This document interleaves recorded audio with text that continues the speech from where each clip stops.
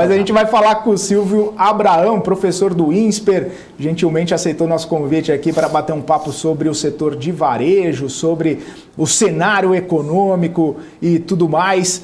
Quero agradecer, Silvio, sua participação aqui com a gente. Uma ótima tarde para você. Você aqui?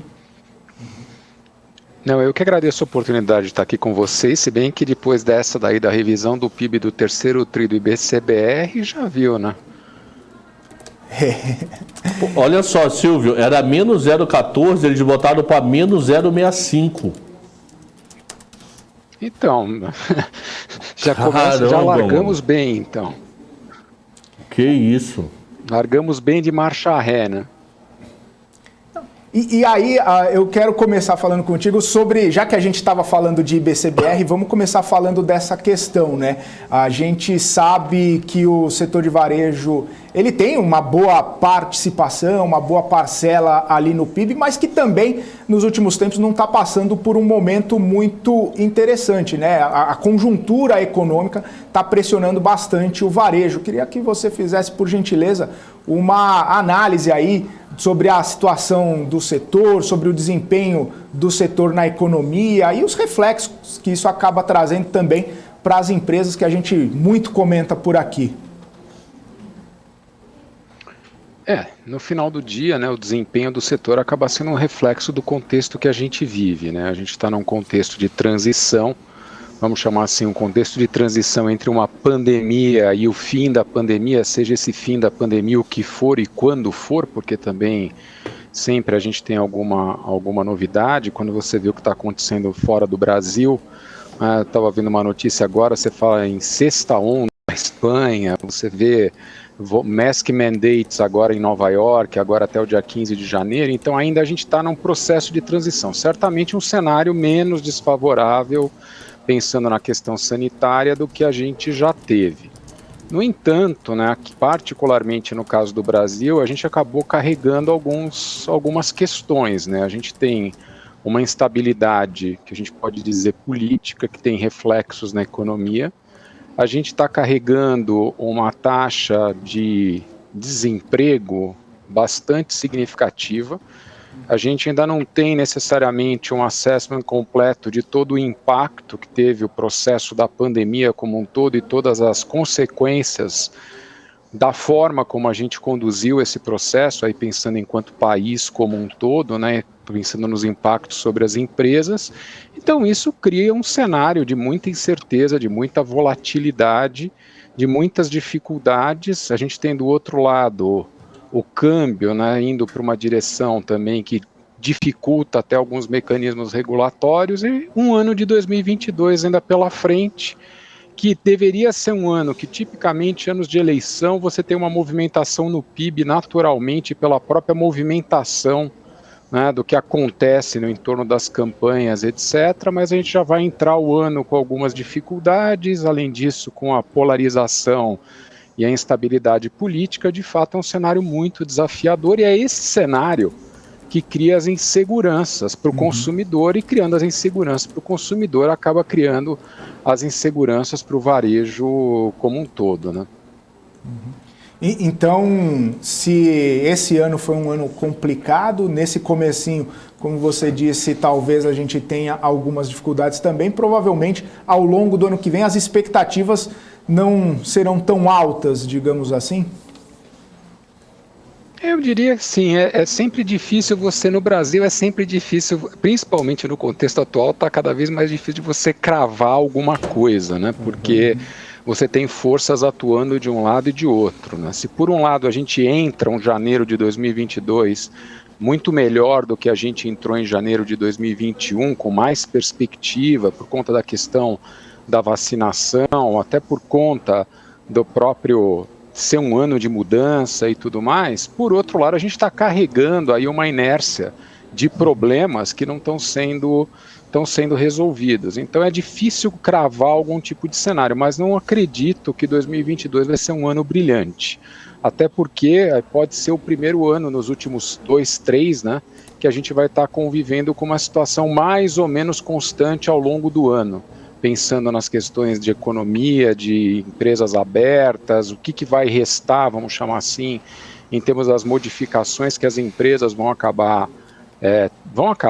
promovendo, absorvendo, né, a partir do momento que você pode voltar de uma maneira mais concreta para aquilo que era, eu não vou dizer anterior à pandemia, mas para a questão do mundo presencial. A gente ainda tem muitas empresas que optaram, até o final desse ano, pelo menos, de manter uma série de atividades ainda numa modalidade diferente daquela que existia antes da pandemia. Ou seja, a gente está num momento de transição, onde fazer qualquer tipo de projeção muito categórica tem um risco bastante grande. No entanto, eu não esperaria um ano brilhante, não.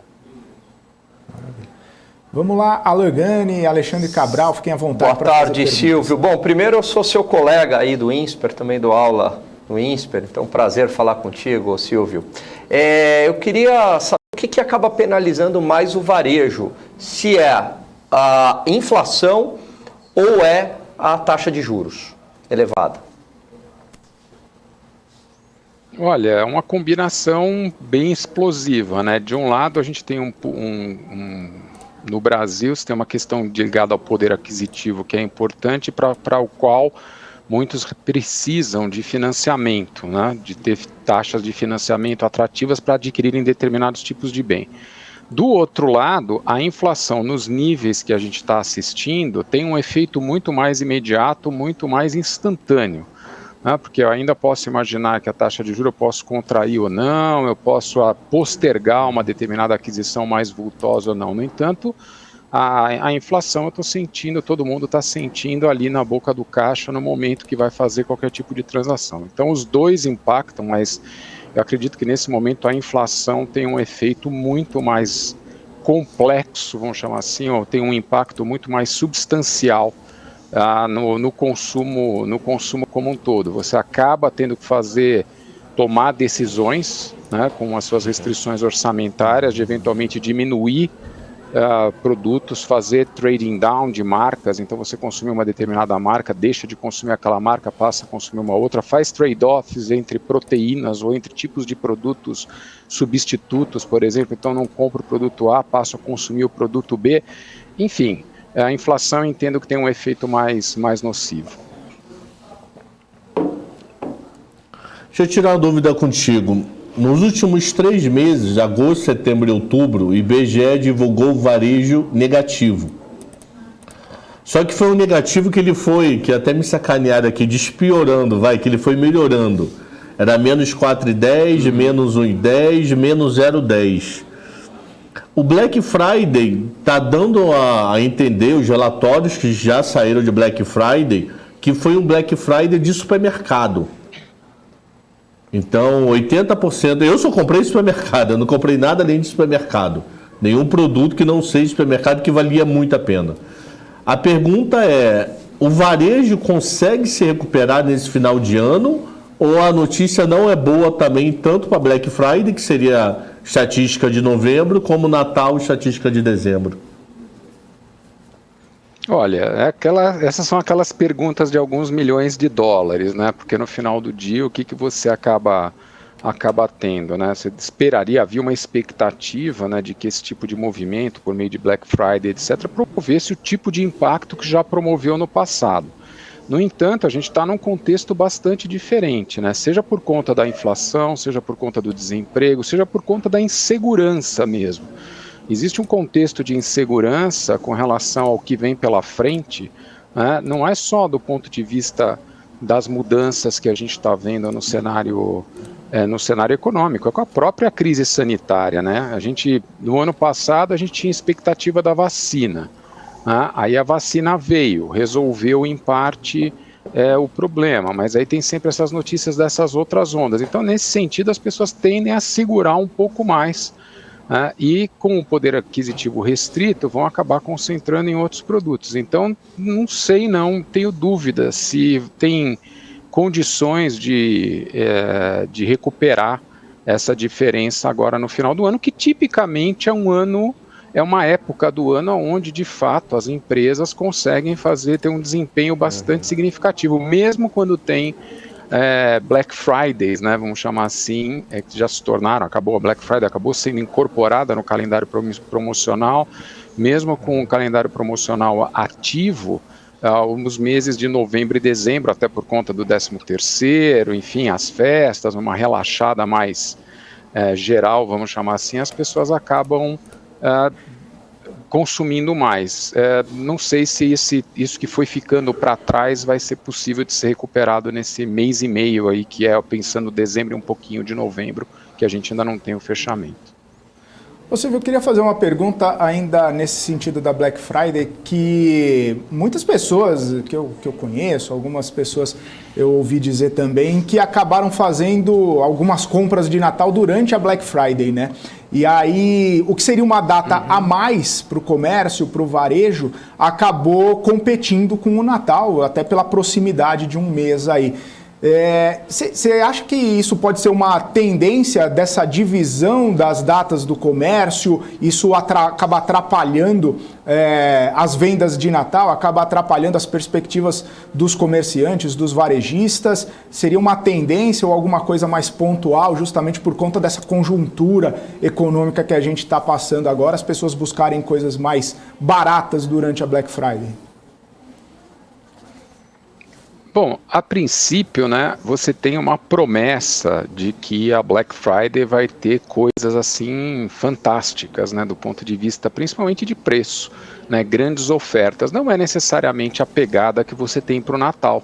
O Natal nunca foi conhecido como um lugar onde você tem grandes ofertas. Na realidade, você tem um evento, né, que tem uma série de iniciativas e que as pessoas consumiam com algum grau promocional. A Black Friday não, ela já traz um pouco dessa conotação. Naturalmente, o consumidor, ele é um indivíduo que aprende, né? Então, quando ele começa a olhar, ele tem um comportamento ao longo do ano que ele vai percebendo que, eventualmente, aquela compra que ele poderia fazer em dezembro, ele pode antecipar para outubro, por conta de um mês, conseguir ter uma economia importante, ele vai, eventualmente, trabalhando e isso pode, sim, ter um efeito, né? Um impacto, um efeito deletério aí com relação as datas, pensando no comportamento de aprendizagem. No entanto, esses últimos 3 anos, vamos dizer assim, a gente vai precisar esperar talvez alguns outros tantos para ver para onde a gente vai convergir, né?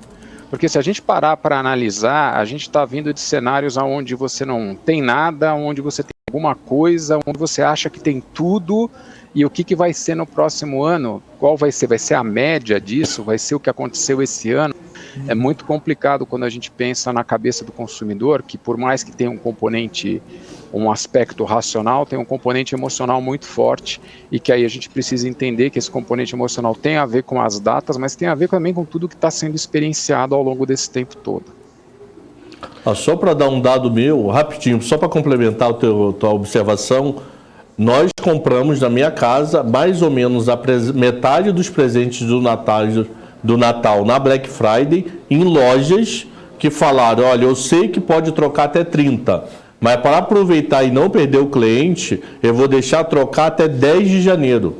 Então ele prorrogou com aquele papo, eu não sei como é que vai ser o Natal, deixa eu já me garantir no Black Friday. Então a gente comprou a metade dos presentes com preço muito bom, que eu sempre perguntava, quando dava para ter contato físico, e aí, eu consigo trocar? Aí ele falou, você não é o primeiro de centenas que já ligou pra gente, então a gente vai prorrogar essa compra, a troca até 10 de janeiro. Então eu vou tranquilo pro Natal dar pra pessoa, se a pessoa não gostar, porque qual era o problema? Dava exatamente a data, né? A sexta-feira do Black Friday dava 26. Meu medo é que a pessoa vai ter um dia só para trocar, vai ser uma coisa complexa. Eles mesmos já perceberam e várias lojas já aceitaram até 10 de janeiro. Só para complementar o teu raciocínio. Vamos lá, Gani. E acho que até pegando no seu exemplo, o ano passado você fez a mesma coisa? Não, primeira vez esse ano. Ano passado eu nem pensei nisso. Esse ano foi a primeira vez que eu pensei.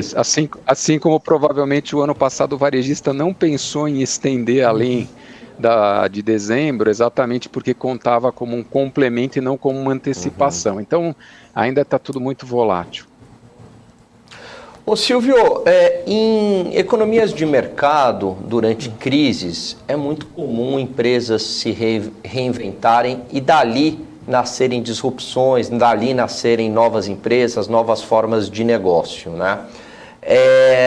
Você consegue ver algum movimento nesse sentido, alguma boa notícia para o varejo pós-crise? Eu acho que, assim, a gente tem que sempre olhar o copo meio cheio e o copo meio vazio, né? No copo meio vazio a gente está vendo, aí não precisa reforçar mais. Pensando no copo meio cheio, a gente para pensar, né, o que essa situação como um todo, e quando a gente está falando da crise, eu acho que a crise sanitária tem um componente muito importante, porque, por exemplo, ela acelerou a adoção de tecnologia de uma maneira brutal. Foram anos que foram ganhos, vamos chamar assim, nesse processo de adoção. Não que isso seja uma panaceia, não que isso vai resolver, porque o Brasil é um país muito grande, um país muito complexo, com muitos rincões que são muito diferentes daquilo que a gente está acostumado a ver no nosso dia a dia, nos grandes centros urbanos. Então, por outro lado, para uma série de empresas que imaginavam que era impossível ter acesso a esse tipo de coisa, que era coisa para empresa grande e tudo mais, as empresas acabaram tendo que entrar nesse mundo de alguma forma. E aí começaram a perceber que isso pode ser um complemento interessante. Então, eu acredito que as empresas sairão mais tecnológicas, vamos chamar assim, elas sairão mais resilientes, porque também, ao mesmo tempo, aquelas que sobreviveram, conseguiram sobreviver bem, entenderam algumas outras dinâmicas.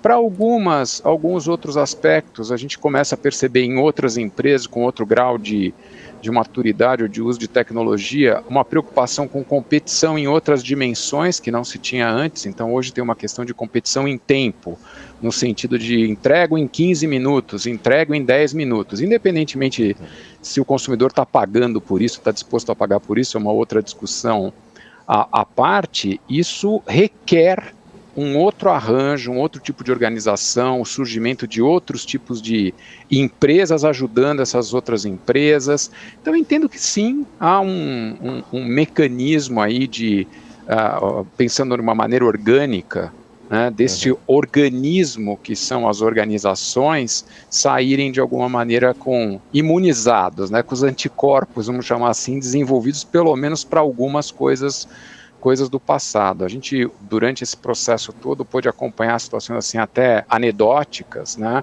de floriculturas vendendo por WhatsApp, né, coisas que talvez não fizessem antes, né, você tem lá o seu showroom, fica esperando a pessoa passar, enfim, são coisas assim bem prosaicas, mas que mostram que algumas empresas embarcaram um pouco nesse uso mais, vamos chamar assim, adequado da tecnologia. O desafio é a volta para o mundo mais físico, né? Porque dado que eu posso agora ter acesso a coisas pela tecnologia sem um monte de atrito, sem ter que sair de casa, me deslocar, quando eu me deslocar, eu vou precisar ter uma experiência legal aonde eu for. Então, também aí vai ter outros desafios aí pensando numa experiência mais física. Mas acho que a tecnologia é uma, aspas, boa notícia. Ô Silvio, nessa nova realidade aí de físico versus digital, como que você avalia essa tendência aí de cada vez mais pessoas buscarem compras de supermercado, compras do dia a dia, né, alimentos principalmente, nesses meios digitais? Isso aí tem sido uma tendência bastante crescente e a gente vê até pelo número de empresas que oferecem esse tipo de serviço, né? E grandes redes que acabam adaptando algum tipo de modalidade para essa entrega, né? Para essa venda virtual. Como que você avalia, né, esse cenário para essas empresas do varejo alimentar, supermercados, nessa nova realidade? Então, assim, eu vejo o seguinte, eu não vejo versus, eu vejo junto. Porque tem hora que eu quero, de fato, ter uma experiência física, tem hora que eu não quero ter. Dependendo do que eu vou comprar, eu quero ter o físico, eu não quero ter. Então, acho que as empresas que vão ser mais bem-sucedidas são aquelas que vão tirar o melhor dos dois mundos. Lembrando que em alguns lugares predominam as questões físicas. Numa cidade de 4, 5 mil habitantes no interior do Brasil, a loja é muito mais do que um lugar de vender. A loja é um lugar de encontro, a loja é um lugar de interação. Então lá o papel é diferente. Quando você está num grande centro urbano, tem essa característica. Então o que acaba acontecendo é que as empresas vão precisar até se adaptar, porque muitas vezes para algumas dessas empresas, principalmente nesse ramo de produtos industrializados, vamos chamar assim, o produto é o mesmo, você só está comprando num outro lugar. Então, aspectos como conveniência, aspectos como preço, aspectos como sortimento que você vai estar oferecendo podem fazer diferença. Mas, de qualquer maneira, o que acabou acontecendo no processo da pandemia é que muitas empresas acabaram embarcando, acelerando a adoção de meios digitais, vamos chamar assim, de compra, e isso acaba sendo quase que um processo irreversível. E daqui para frente é uma ideia de como tirar o melhor desses dois mundos, até porque a jornada do consumidor, né, pensando no conceito mesmo de omnicanalidade que todo mundo fala, ele não reconhece se você está no físico, se você está no presencial, ele reconhece que você está realizando uma transação, você está realizando uma jornada. Se ela começa no digital, vai para a loja física, depois volta para o digital e vai acabar na loja física, ou vai tudo no digital ou tudo no físico, para o cliente ele quer que isso seja meio transparente. As empresas devem estar evoluindo nessa direção. Deixa eu tirar uma dúvida contigo. Eu sou velho. Eu assumo que eu sou velho. Em qual sentido que eu assumo que eu sou velho? Se ontem eu estava conversando com um amigo meu, eu comprei uma geladeira no Mercado Livre. Falei, pô, legal. Agora, se eu não encostar na geladeira antes, abrir a porta, sentir o cheiro, ver se dá 12 ovos em vez de 10, ver se dá o negócio da manteiga, eu não compro. Não adianta, eu não vou comprar online porque eu achei bonitinho, eu quero encostar na geladeira. Só que uma coisa que eu vejo, quer dizer, eu não fiz nenhuma compra no exemplo que eu vou dar agora nesse ano, mas uma coisa que eu via muito ano passado era o online era mais barato do que o físico da mesma loja. Então, por exemplo, Ponto Frio. Se eu comprasse online era mais barato. O físico eles alegavam, tem o aluguel do metro quadrado, tem não sei o que da praça, tem o imposto de não sei o que, tem IPTU, tem etc. Então, qual é o meu medo que eu acho que pode acontecer, que a minha dúvida é o quanto já estão se reinventando isso. Eu vou lá na Magazine Luiza, eu vou lá na Casa Bahia, eu vou lá no Ponto Frio e eu olho o eletrodoméstico. Caramba, legal, é esse que eu quero. Só que eu volto para casa para ver preço. E não voltar para casa para ver preço, eu vejo um online mais barato. Então, esse online mais barato, aquele cara virou para mim um mostruário, mas ele não virou um ponto de venda. Então ele não lucrou comigo, ele ao contrário, ainda teve custo comigo, que provavelmente um funcionário vai ser minha sombra durante uns 10, 15 minutos, não vendeu nada e foi embora. Dizem que esse é um dos motivos para a Magazine Luiza e Via Varejo tá caindo forte nesse segundo semestre, que ele está virando ponto virtual, mas na hora de comprar, Mercado Livre está conseguindo ter um ganho absurdo em cima disso. Como é que essas lojas estão pensando em se reinventar? Como essa loja vai me convencer que na hora que eu vou ali, o preço dele vai ser tão bom do que olhar para um online?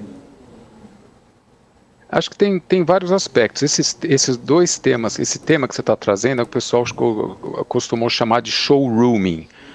Durante a época na internet, você tem uma loja física e ela funciona quase como um showroom, não necessariamente da sua empresa, né? Então as pessoas vão lá, veem o showroom, depois chega em casa e realiza a transação. Mas por outro lado existe agora o outro lado disso, que é o web rooming, que é você entrar na internet, ficar fazendo as pesquisas e depois chegar numa loja física e falar, eu tenho essa situação aqui na internet e aí o que vai acontecer? A reinvenção disso, se é que a gente pode dizer assim, tem a ver com como é que a gente constrói valor na cabeça do consumidor. Valor na cabeça do consumidor é benefício e sacrifício. O benefício é o produto, vamos colocar assim. O sacrifício é o preço. Só que se você reduzir a isso, né, o benefício-sacrifício, de fato, você vai na internet e vê o benefício é o mesmo, porque o produto é o mesmo, o sacrifício, talvez, dependendo do produto, seja um atraso em você tomar posse dele, né? Porque a geladeira você não vai sair carregando da loja, né? Agora, um telefone celular você pode sair carregando da loja. Então, o que vai acabar acontecendo é que o próprio ponto de venda físico, ele passa a fazer parte dentro dessa ideia de integração com o canal digital. Eu preciso oferecer uma experiência diferente na loja, eu preciso me relacionar com você de uma forma distinta, eu preciso eventualmente ter você como alguém que eu conheço, que eu entrego conteúdo, com quem eu me aproximo e que a minha existência acrescenta valor nessa transação, de tal maneira que isso possa eventualmente offsetar, vamos chamar assim, ou diminuir o efeito da questão do preço. Então é repensar um pouco essa questão. Agora, é difícil estabelecer essa causalidade dos desempenhos de algumas empresas, né, em relação a outras, até porque essas empresas também têm as lojas físicas. Então, a gente está num contexto bem particular. Então, temos que pensar que a loja física, como a gente conhecia, um depósito de produtos, né, que você chega lá, tem fila, serviço complicado, falta produto, enfim, às vezes os funcionários não estão muito motivados. Isso aí é um modelo que precisa necessariamente, com o avanço dos canais digitais, ele vai precisar ser revisto. E com agravante, né, como você colocou, e bom, certamente você é mais novo do que eu, mas tem pessoas que preferem comprar só no digital, e essas gerações que estão entrando no consumo agora são gerações que já nasceram com o digital incorporado, vamos chamar assim. Então, a atividade física precisa, de fato, né, acrescentar valor, precisa valer a pena você ir no lugar físico. Senão, o lugar físico vai funcionar como showrooming, senão o lugar físico vai funcionar como um lugar que você vai em última circunstância. Ok. Maravilha. O pessoal está falando aqui que tem muita gente que faz isso mesmo, vai lá na loja, vê e depois compra no aplicativo ou na internet, mas tem gente falando assim, se fosse nesse pensamento aí, a Amazon, Mercado Livre, outras lojas desse porte aí vendendo tantas coisas, né, não teriam o sucesso que tem mundo afora. Inclusive, eu concordo com o professor quando ele fala o seguinte, que hoje em dia muita gente acaba vendo review na internet, olha no YouTube lá, o pessoal mostrando os detalhes dos produtos e compra pela internet sem nem ver o produto. Isso é verdade mesmo, tem muita gente, Cabral, desculpa agora, mas muita gente mais nova que faz isso. Por isso que eu falei, eu sou velho, eu comecei a frase com isso. Eu sou velho, eu tenho que...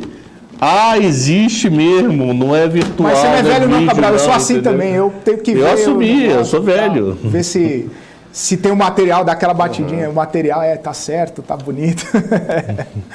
Agora você vai me falar, você vai comprar o arroz Camil.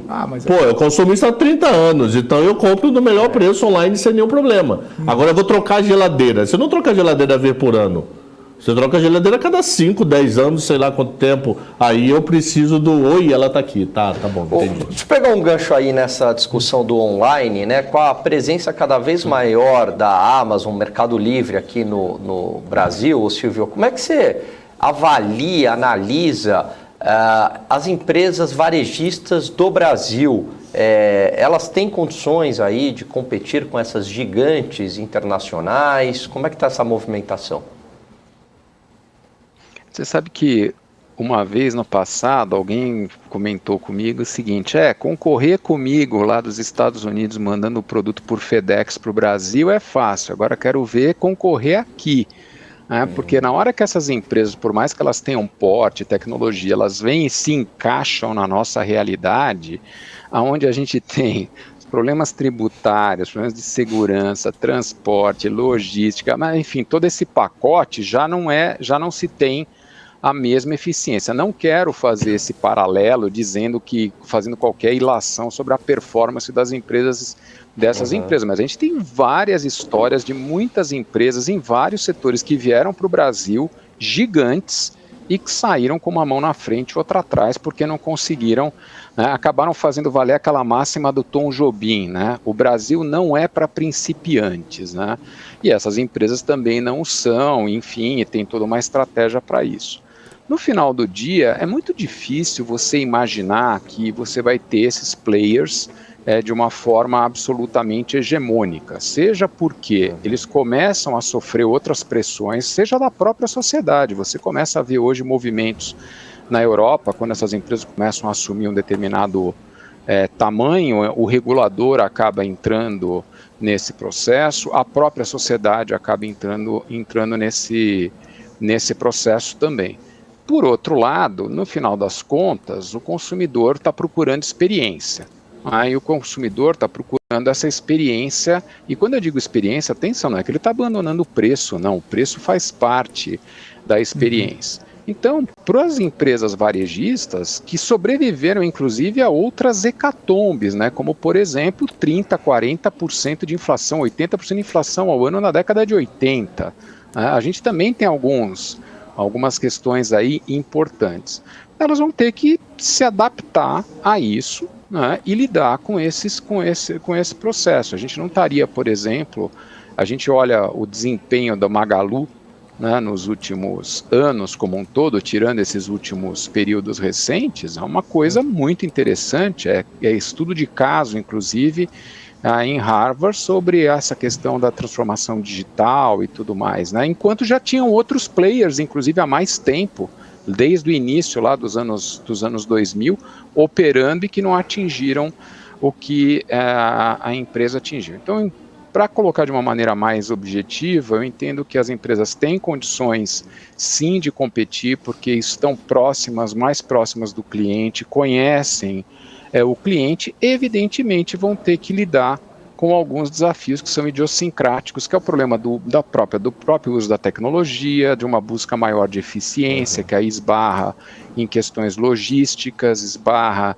em questões da própria tecnologia, da informação e de uso de dados, aonde essas empresas têm de fato, né, eu estou falando das empresas que foram mencionadas anteriormente, as de base mais digital, elas têm de fato uma vantagem por estarem vivendo isso há bastante tempo.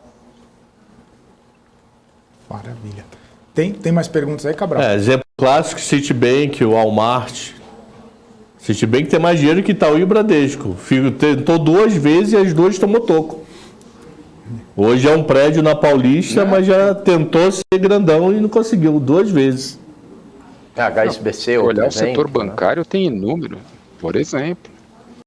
Setor de alimentos, setor de varejo de alimentos, tem vários. Restaurantes, fast food, já teve uns que já estão na 4ª, 5ª tentativa no Brasil. Deixa eu fazer uma pergunta. Eu não sei se você já foi no Shopping Ibirapuera, numa loja da Fast Shop, que você entra na loja e não quer ir embora. Por quê? Porque ele cria cômodos dentro da casa. Você não quer ir embora. Você fica maluco dentro da loja. Ele cria um cômodo dentro da casa.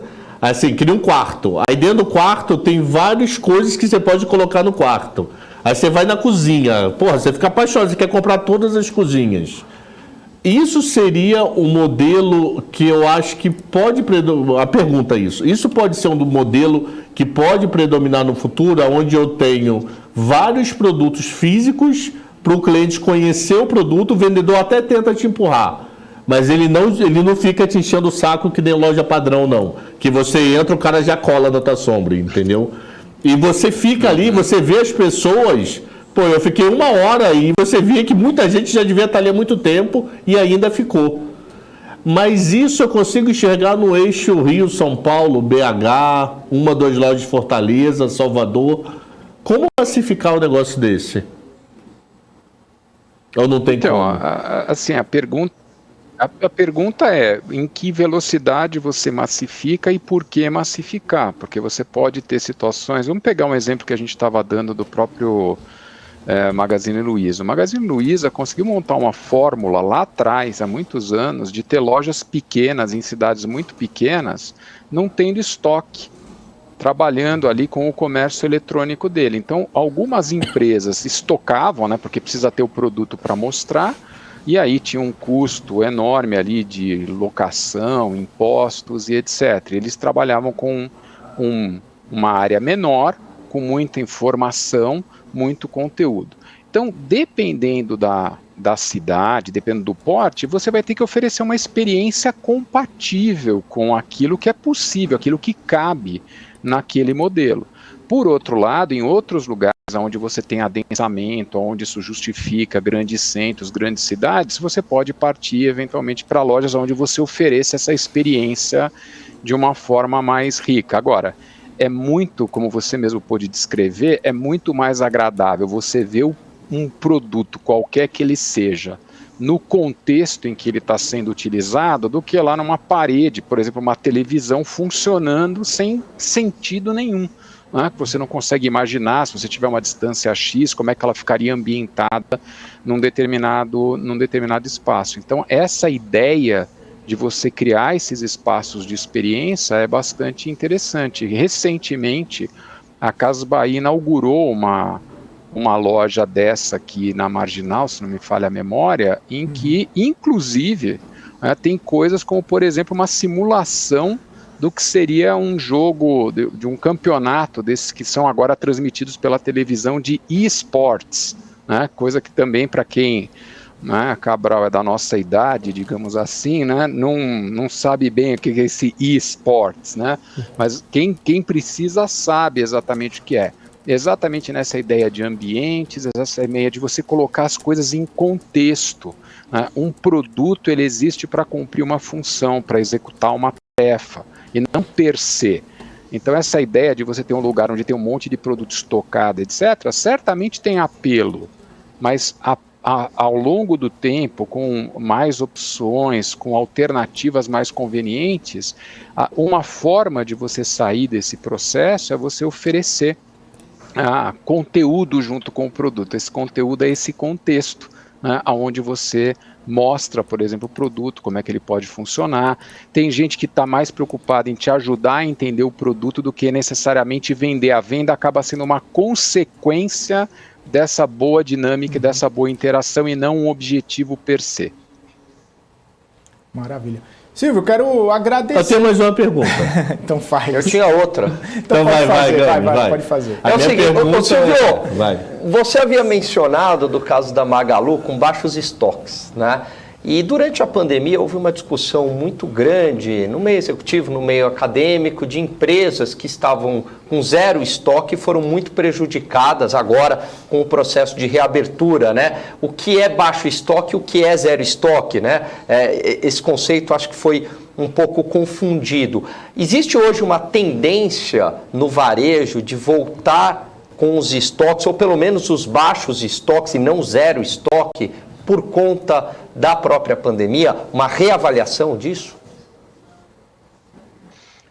No final do dia, estoque é dinheiro parado, né? Evidentemente que quando você tem um processo inflacionário, até pode ser um dinheiro parado interessante, vamos chamar assim, mas não é não é varejo isso é outra coisa, né? Então, o que vai acontecer é que a própria pandemia, ela, imagina, né? Vamos voltar lá atrás, a gente fechou tudo. Então, é aquela história, eu tenho tudo dentro de casa, tenho pedido entrando, mas não pode sair, né? Porque a porta está fechada, ou a velocidade com que isso sai é menor. Isso acaba gerando uma necessidade das empresas administrarem isso em um determinado processo. Aí a gente abre. Bom, aí eu tenho que me livrar disso. Não, mas aí a gente fecha. Então, eu acho que tem um processo aí de convergência, vamos chamar assim, para algum lugar. Certamente é um lugar, e isso também depende do tipo de negócio, que determinados produtos, se você estoca, é problema, né? Tecnologia, por exemplo. Se o seu estoque não girar numa determinada velocidade, daqui a pouco vem uma outra linha, isso quando tiver normalizada toda a fabricação de chips e coisas do gênero, vem uma outra linha e pronto. Então, eu acho que tem um processo aí de novo de reaprendizagem desses níveis, né? Porque o que funcionava antes, isso que quando o pessoal fala muito de novo normal, né? Não vai ser novo e não vai ser normal, porque é uma outra realidade, é um outro contexto. Então não dá muito para... Às vezes você conversa com algumas pessoas que estão saudosistas para voltar como era antes. Não vai voltar como era antes. A gente vai precisar reaprender algumas coisas, alguns contextos, inclusive até nas relações de trabalho, né? A gente está vendo várias empresas estão discutindo, inclusive, né, qual é a quantidade de dias que você vai estar num escritório físico. Então, acho que, analogamente, para políticas de estoque, para políticas de preço, para decisões de expansão e etc., a gente vai ter um tempo aí para reaprender e fazer esse negócio convergir. Deixa eu fazer uma pergunta. José Roberto Mendonça de Barros uma vez falou que o mundo para ele deveria ser dividido em 4. Quem já desenvolveu, quem está por desenvolver Argentina e Japão. Que ele fala, Japão tem tudo para dar errado. Tem terremoto, tem vulcão, tem tufão, tem tsunami, é primeiro mundo. A Argentina tem tudo para dar certo. Tem terra fértil, água em abundância, temperatura boa para plantação e é a Argentina. Aonde a loja americana entra nesse contexto? Porque para mim a loja americana, eu não sei se você acompanha diretamente o case, você entra na loja americana, você vê celular, chocolate e cueca. Aí você dá mais um passo, você vê brinquedo que está ali há 3 anos e meio. Aí você dá mais um passo, você vê DVD. Ninguém compra mais DVD, mas a loja americana ainda tem DVD e CD vendendo. Aí você dá mais 3 passos, você acha uma Bíblia. Eu juro por Deus que eu não entendo aonde a loja americana está querendo se posicionar nesse mundo. Loja americana para mim virou símbolo de 3 chocolates por R$10. Se não tem essa promoção, eu vou embora. Então, 15 loja americana... Essa ideia... Não, mas se você parar para analisar, historicamente sempre foi assim. Ela sempre foi vista como que... No mercado americano, tradicionalmente, daí acho que o nome loja americana, você tinha as lojas de alimentos e as lojas de não alimentos, muito características. Antes de existir esse híbrido, que é o que a gente conhece como hipermercado, onde você tem o que se chama tudo sob o mesmo teto, que é uma invenção francesa... Você tinha no mercado americano, quando você falava de food e non-food, era bem característico. E o non-food as lojas americanas dos Estados Unidos, nesse sentido, era você ter produtos basicamente não alimentares, então muita coisa de presente, bazar, todas essas, a cueca que você falou, um negócio para decorar e tal, e eventualmente uns snacks, uns produtos de limpeza e tudo mais. A loja americana tem essa característica, ela tem um sortimento limitado do ponto de vista de alimentos, tem um sortimento mais amplo do ponto de vista de utilidades, vamos chamar assim, coisas das mais diversas, e um foco em ali alimento de consumo mais rapidamente, os teus 3 chocolates por R$10. É uma loja de bairro, quase tida como uma loja de bairro, de conveniência, de proximidade, difícil de caracterizar num mundo onde a gente está mais orientado, vai num supermercado e já enxerga qual que é a proposta de valor do supermercado. Vai num hipermercado, você enxerga de forma mais clara, mas no entanto, parece, né, que continua ainda tendo um público interessante, talvez que goste dos chocolates de 3 por R$10, ou que ainda vai ver o videocassete, e também não podemos perder de vista o grupo do qual ela faz parte, que outros players estão envolvidos. Então, por exemplo, hoje você vai fazer compras em alguns desses sites que estão envolvidos nesse conglomerado e, eventualmente, aquela loja perto da sua casa vai funcionar como um ponto de apoio. Essa próprio papel da loja física também começa a ter um outro aspecto, mas de fato você tem um ponto, é difícil você caracterizar ela como um formato muito específico, até porque não tem muita coisa parecida com a loja americana, tirando lojas populares que você encontra em algumas regiões bem concentradas. Fechado. Maravilha. Obrigado. Agora sim, Silvio, eu quero agradecer sua participação aqui com a gente. Foi muito bacana, gerou bastante comentário aqui no chat, o pessoal gostando bastante das suas respostas aqui, e a gente agradece muito a sua participação aqui com a gente. Até uma próxima, um abraço para você. Para vocês também, boas festas, bastante chocolate aí de 3 por 10, então, e cuidem-se.